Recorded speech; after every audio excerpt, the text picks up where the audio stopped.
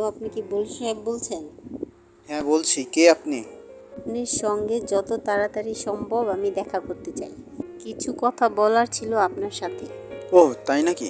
তো কি ব্যাপারে জানতে পারি? কারণ আমার ছেলে মেয়েদের মধ্যে একজনের বাবা আপনি।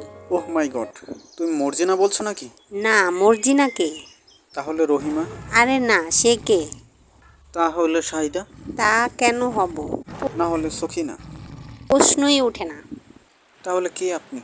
আপনার সাথে গুরুত্বপূর্ণ কথা বলবো, তার জন্য কল দিলাম। দূর, কিছুই মনে পড়তেছে না। আপনি হয়তো ভুল নাম্বারে কল দিয়েছেন। আপনি যাদের কথা বলছেন তাদের মধ্যে একজনও না। এই কয়জন ছাড়া কেউ আমার বাচ্চার মা হতে পারে না।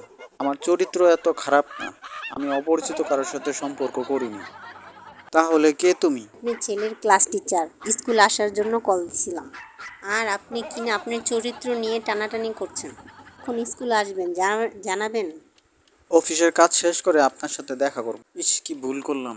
আন্দাজে একজনের সাথে এইভাবে এত কথা বলা উচিত হয়, এখনই কল দিতেছে। প্লিজ ম্যাডাম, আপনার সাথে যেসব কথা হয়েছে এগুলা সিয়ামের আম্মুর কাছে বললেন না দয়া করে। ঠিক আছে, এই কথা আমি কাউকে জানাবো না।